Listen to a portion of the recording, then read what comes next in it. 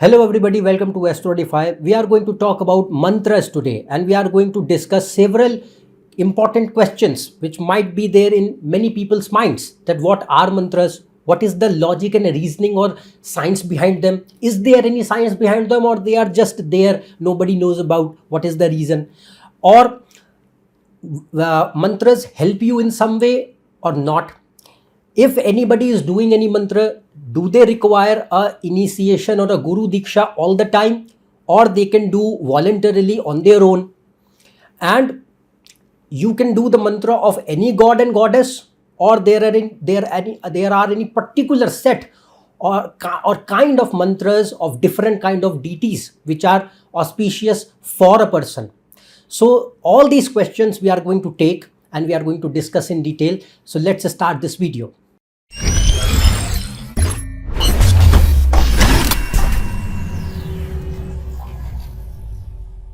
If you want to book a consultation for yourself, or you want to learn astrology and do a course, you can go on this website. The link is shown in description. You can also connect on this WhatsApp number shown below for consultations and course.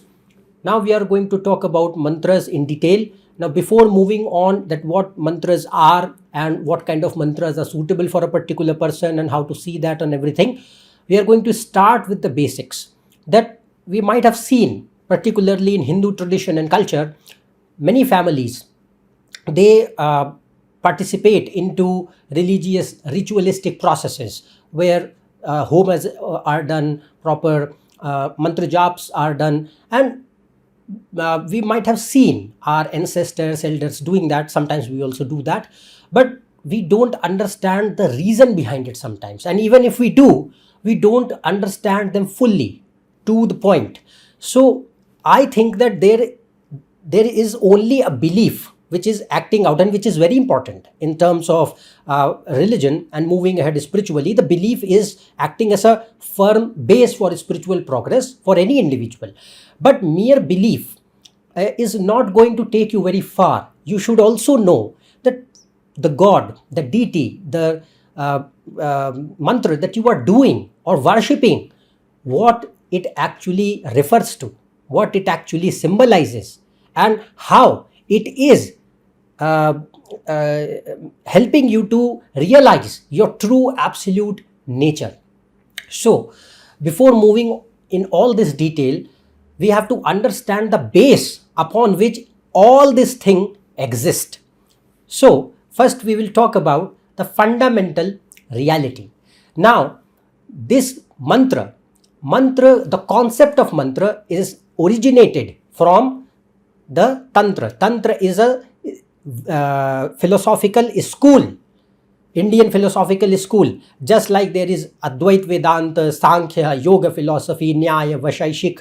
Similarly, Tantra is also a sophisticated school of Indian philosophy, from which there are from which the mantras have originated, and there are Agam Shastras. Tantra is also known as Agam Shastra. It has many Agam Shastra, Shiva Agam and Shakti. So in various Tantric texts, you will come across multiple kinds or many kinds of mantras given for various purposes by Shiva to Shakti.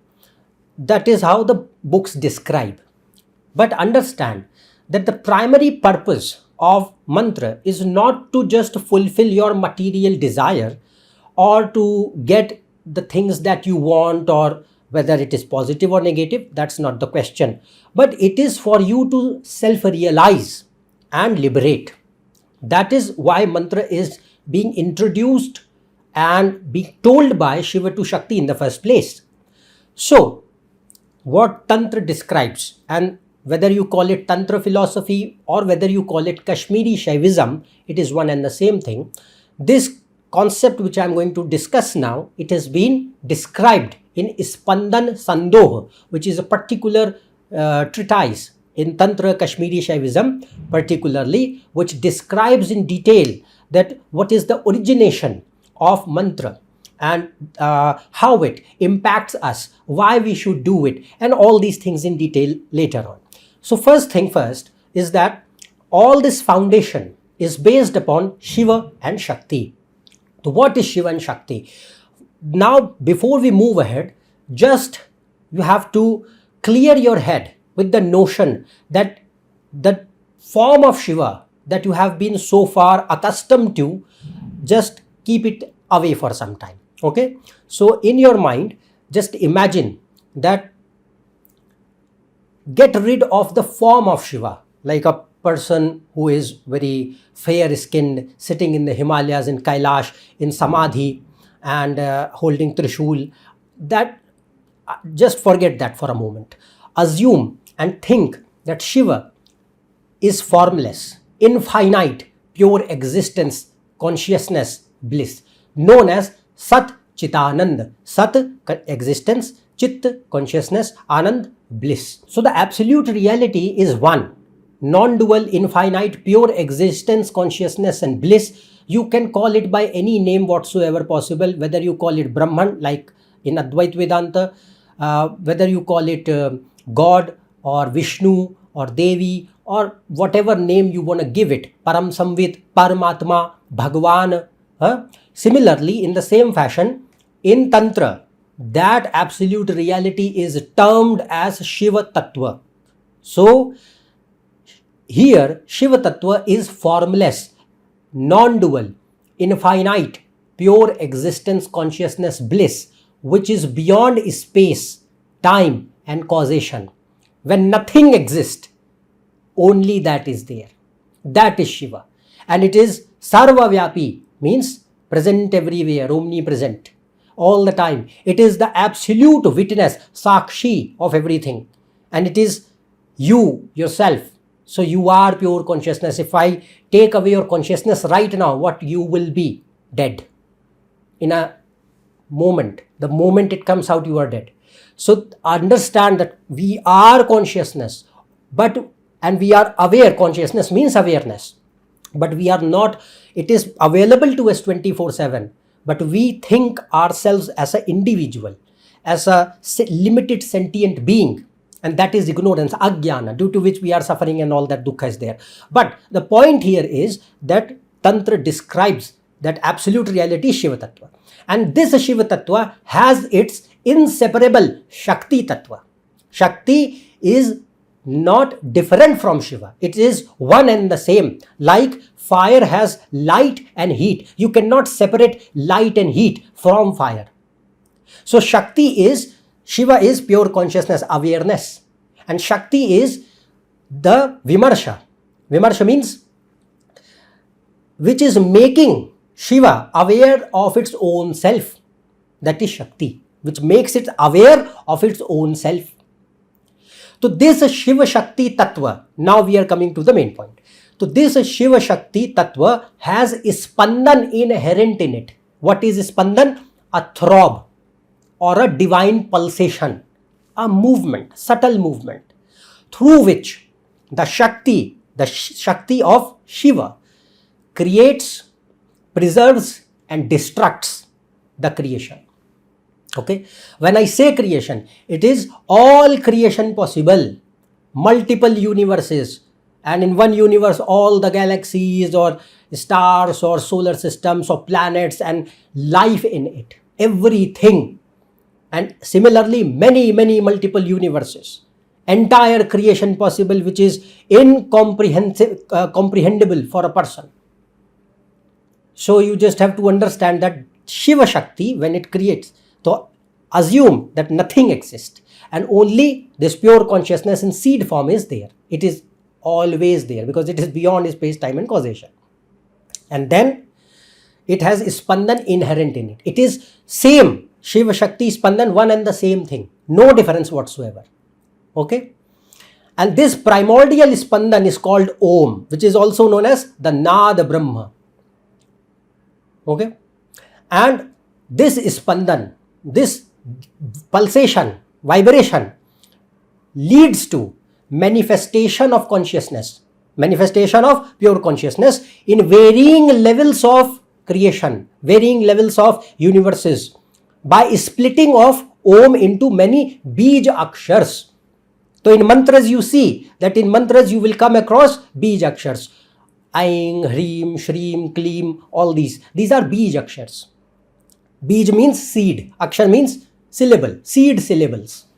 Okay. So this Ispandan, the division, the manifestation of Om, splitting of Om, is responsible, the Nad Brahma is responsible for manifestation of that supreme non-dual absolute consciousness, pure consciousness known as Shiva and Shakti into varying levels of universes. And the Bijakars which are there, what are they? They are only different forms of one non-dual absolute consciousness only. Okay, it's like waves, different waves in a ocean, different waves manifesting at a different levels or frequencies or energies in a divine vast cosmic ocean. It's like that. Just assume in that sense.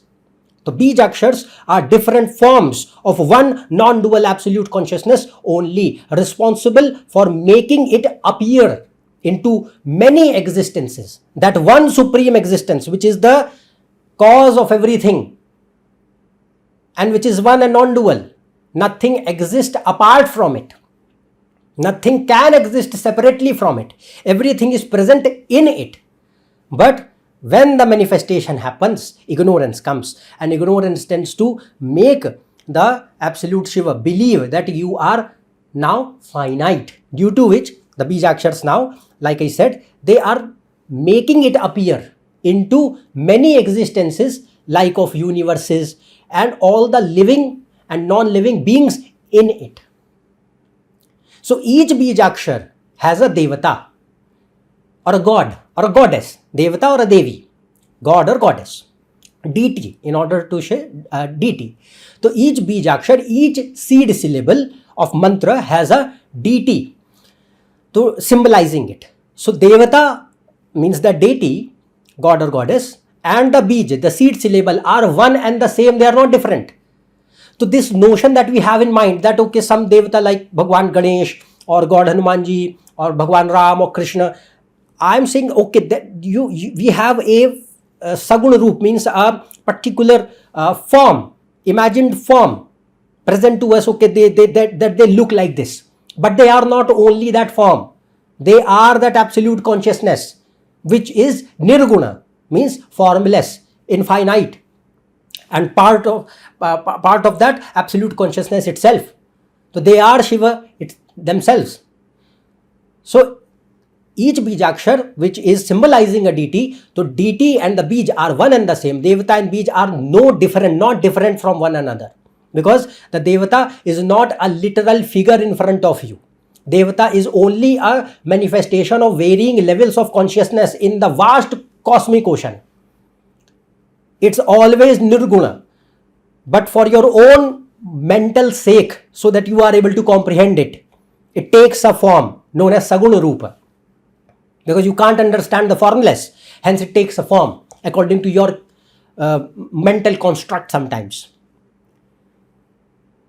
So this is Shakti Tattva, Shiva Shakti Tattva, through its Maya, through its capacity to create, and through Spandan, the divine pulsation, manifest itself, manifest Shiva.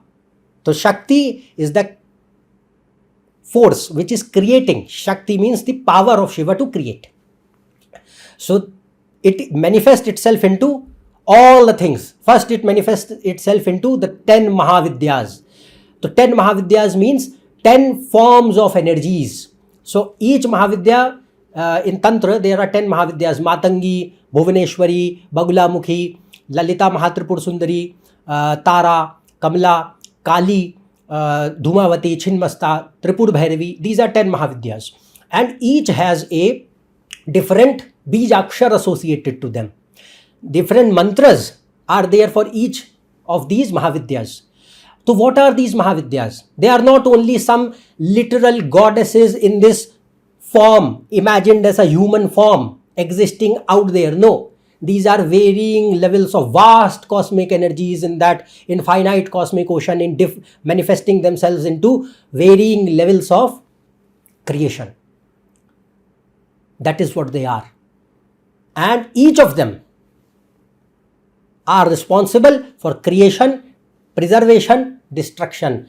Srijan, Sthiti, Pralay. Sattva, Rajas, Tamas. All three go together simultaneously all the time in the Leela, means the divine play. And the same Shakti is not only responsible for this creation of manifestation into different levels of Mahavidyas, but that same Shakti is also responsible for manifesting itself into Vishnu and his all 10 avatars, into all 14 lokas, 14 levels or dimensions of existences, habitable existences. Lokas are habitable. There are many existences which are not habitable, where life cannot be sometimes. So these are habitable existences, and this is only in one loka, one universe, one Brahmanda. There are many universes, many Brahmanda. So in our Brahmanda, these are the 14 lokas. You don't know that what exists in other Brahmanda because we don't have the knowledge about it. There might be one loka or two loka or many lokas. We don't know the construct of that that Brahmanda at all. This is all about our Brahmanda, the knowledge we have about our universe, our creation. Similarly, many parallel bubbles of universes are created and going on simultaneously. So many lokas, then Brahma, then Asuras and Devas, manifestation of that Shakti into all these. Then Yakshas, Gandharva, Nagas, Manushya, Pitra, Bhuta, all these, the positive and negative formation, everything is created, is the form of Shiva, one Shiva Shakti, taking many forms and creating a divine play in that vast cosmic ocean. That is what they are. So mantras are the Bijakars. Each mantra will contain one Bijakshar, which is symbolizing the consciousness which is being splitted directly from the Om into a particular frequency, energy, vibration of a existence. Now we will understand its division, how it happens. So this is the flow chart. So you can see Om. Om means Shiva, Shakti, primordial Nad Brahma, original Spandan. Now first it categorizes or splits into Gam. So Gam is associated with Ganapati, Bhagwan Ganesh.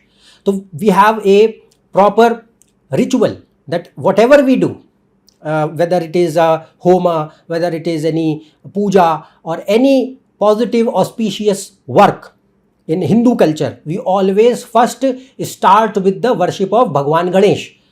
So what is the seed syllable of Ganesh? Gam. And why he is worshipped first? There is a different Puranic story behind it. Everybody knows about it, where Shiva cuts the head of Ganesh and later on said that, okay, you are going to be worshipped first. But that is just a story. But the actual reason is that Gam is the first seed syllable which is representing Ganesha, which is coming out for the first time from Om. Out of all Bijakshars, first which is coming into existence is Gam. And that is why it is worshipped first all the time. Gam. So Gam is Bhagwan Ganesh. And it's like Gam means the all knowledge of that seed which is now available to you. Now this information, this code, this genetic code, or to give you an example, this genetic code of this universe which is going to be manifested later, it is existing in that Gam. And now this Gam will be later on utilized to create further. That is what it means in creation terms. Next, after Gam, the second Bijakshar which comes into existence is Shreem. So Om splits into Gam, then Shreem later. So Shreem is represented by Shri, means you can call her Lakshmi, or you can call her Radha, or you can call her Lalita Tripur Sundari, or whatever name you want to give.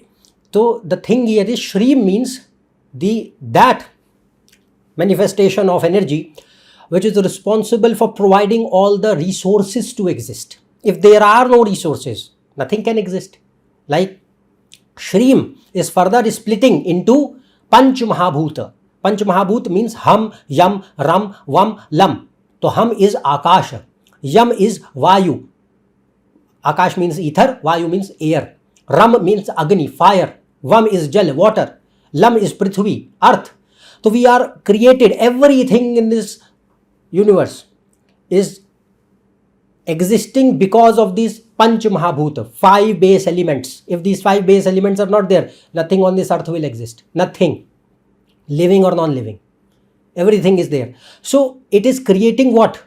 A basic ground for availability of resources which are required to create.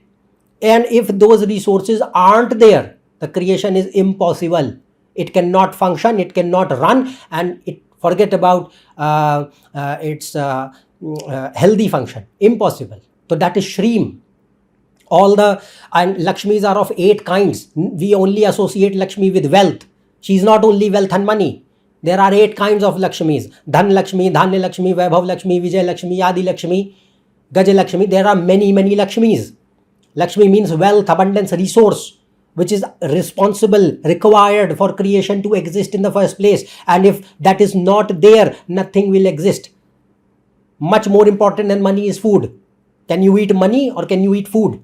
So Dhanya Lakshmi is for that. If there is no property in the earth to reproduce, let's suppose to produce the crop, how you will eat and how you will sustain. The economy is no doubt an integral part, but that is also governed by Shreem, Lakshmi. The Lakshmi is responsible for this. And further, that Shreem is split into 5 Mahabhutas. Then Hreem. Hreem is there to nourish. Hreem is responsible for the nourishment of that newly created creation. Let's suppose we plant a seed and we need to give it proper soil, fertilizers, water, sunlight, protection, so that later on it develops into a healthy plant and a big tree and can give us fruits. So Hreem is that nourishment. Hreem is responsible. Hreem is associated with Ma Bhuvaneshwari, which is the 2nd Mahavidyas out of 10. So Hreem, you will find many mantras which will contain Hreem, Shreem, Kleem together in one mantra. These are seed syllables. So Hreem is responsible for nourishment, which is there, required for creation to sustain. Then comes Aing. Aing is responsible for, actually this Bijakshar is associated with Ma Saraswati or Matangi, but it represents Sarvagyata, okay, absolute knowledge. Because if you are, the creation is there and you know that, okay, Shreem is there to design, that this is how the design is going to be. Aing is the knowledge to put that design into actual reality. Aing is all the knowledge that how this is going to work, all the logic that is going to function. This, do you think that earth and the entire creation is illogical? No, we have natural laws, physical laws. We are not just governed by some hodgepodge at random. No, there is a particular systematic arrangement which is being done, and that is what physicists study. So who is creating that elegant logical system so that everything will work in a particular fashion and everything will play a part in the big machinery? That is Aing, absolute knowledge. And it is, from where it is coming? Om, because absolute knowledge is the nature of Shiva. Aing. Then Kleem. Kleem is associated with Krishna, Vishnu. So Vishnu is responsible for creation of space. All this creation that you see, where it is located, it is located in space and time. Space and time act as a fabric where all the universe is existing. Without space and time, nothing will exist. Our planets are just stuck in air? No. Something is there upon which they are existing, sitting on it. And that is the fabric of space and time. So, Kleem is that manifestation of consciousness at a particular vibration which is creating space. And Vishnu is the deity, Devata of this. Then cream. Cream is the Bijakshar of Kali. Cream represents time. Without time, can anything exist? Nothing can exist without time. So cream is all about Ma Kali. She controls time. And it means that she is one of the manifestation of Shakti, Shiva Shakti, which is representing time to exist. If there is no time, nothing can exist. And without space and time, causation cannot exist. The karma cannot exist. Cause and effect will not be there. Action and consequences will not be there. Nothing will move forward in motion. If there is no space, there is no time. So Vishnu and Kali, they are representing space and time. So whenever you worship them, it's not only that you are worshipping them for some material needs. People do that most of the times. But what does it mean? It means that you are trying to connect with the absolute divinity, which is representing the control of time upon you, the control of space upon you, and it can help you to supersede and know your absolute nature, that you are Shiva. You are the witness consciousness lying behind, and yet you think that you are this finite sentient being trapped in this world, suffering in pain. So just realize that you are nothing, none of this. You are absolute. They help there if you are worshipping any deity. Then Shram. Shram is the another manifestation. Shram is for protection from any kind of mishap, any kind of troubles, obstacles, anything which can disturb the creation. So Shram is the Bijakshar of protective deities like Ma Bagulamukhi, Hanumanji, or Bhagwan Narsingh. Okay, to give you an example. So they are all fierce deities which have capability to protect. So Shram is the protective element, that all the creation which has now been manifested, it needs to be sustained in a healthy way. Shram is required for that to maintain stability in it. Any kind of fluctuations which can disturb it in the long run, Shram is there to protect. And that is why people immediately, when you need protection, we say you can worship Ma Bagulamukhi, you can worship Hanumanji. Why? Because they are the first deities to protect you from any kind of obstacles, difficulties, problems, any kind of threats. This is the structure of how the manifestation of Bijakshars come into existence. And in the same way, we are also the same. It looks like that we are this creature with physical bodies and everything, but ultimately we are energy, frequency, vibration, pure consciousness only, trying to be existing in a temporary universe for a temporary time, manifesting in these various forms. That is all we are. But even though, if you see that in our bodies as well, there are 7 chakras, the energy centers of all the nadis. So these chakras are also governed by the same Bijakshars.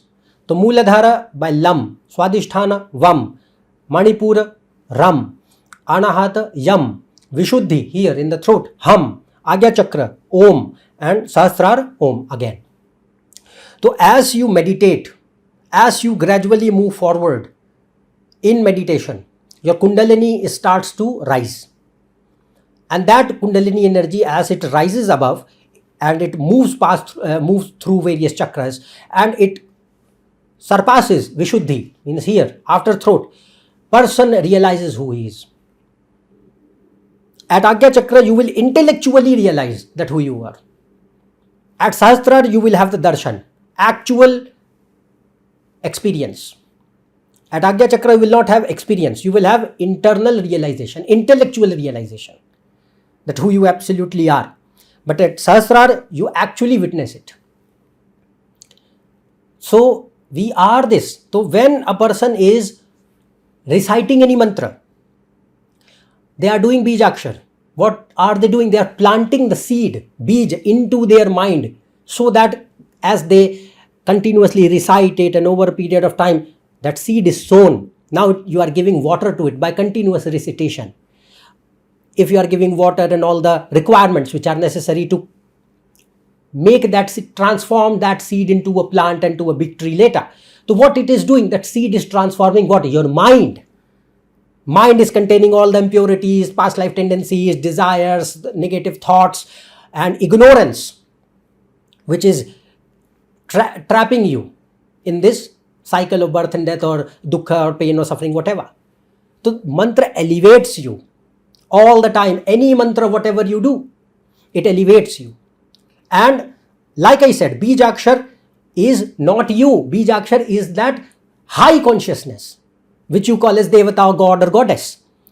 Once you connect, and once you realize that, which we call as mantra siddhi. So mantra siddhi means you have reached a point of a point in your sadhana where that mantra is now awakened for you. It means that your mind has become the mantra. Siddhi means your mind has become the mantra. Siddhi does not mean that God will be under your control. Forget about all this stupidity and idiotic thinking.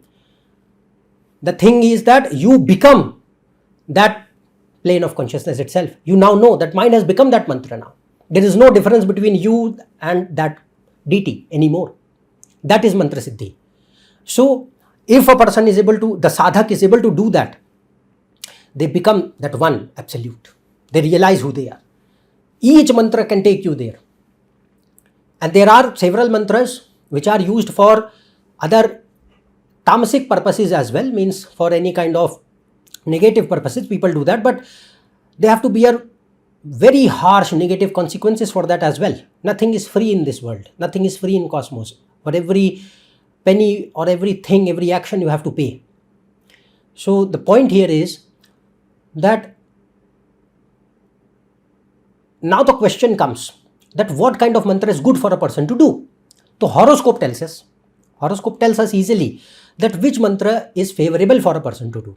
So we find the Ishta. I have made a very detailed video upon that how to find the Ishta. Ishta means the main form of God or Goddess or deity, that form of consciousness which is good for you to worship, so that you can connect, and that will help you to easily self-realize yourself, that kind of thing.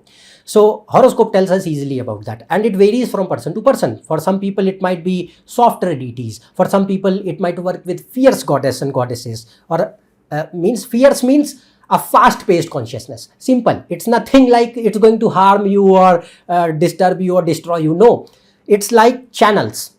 Some are slow, like I am moving on a highway, but I am moving in a lane which is like 60-70 kilometers per hour. Now I want to shift and go into a lane which is like 160 kilometer per hour. So in 160, no doubt you can move fast and reach early, but 160 will also have high risk of accident, high risk of getting out of control.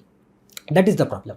So that is why the fierce goddess or goddesses which are there and their mantras are there, they are just like that 160 lane. Imagine that. So you just have to understand that for sadhak, for horoscope, if horoscope permits, it is good for you. If horoscope doesn't permit, you should not do it on your own. You should have some instructor or driver nearby.